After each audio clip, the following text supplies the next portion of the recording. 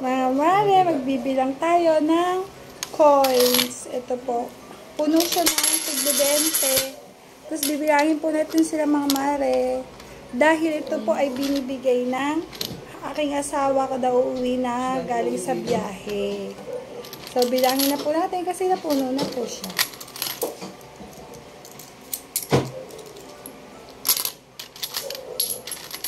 Yan. Tiga ano po yung bilang natin? Tigwa 100. So, 1, 2, 3, 4, 5.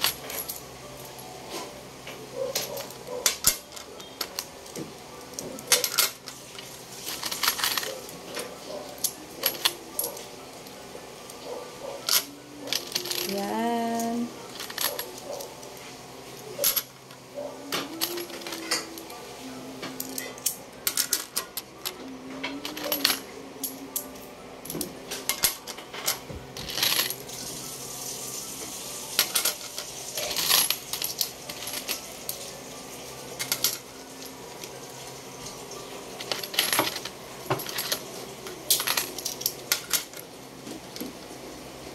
Ang dami ng mga mare ng aking naipon.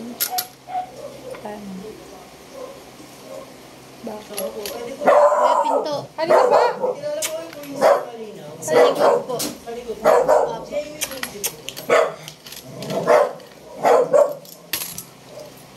Papat!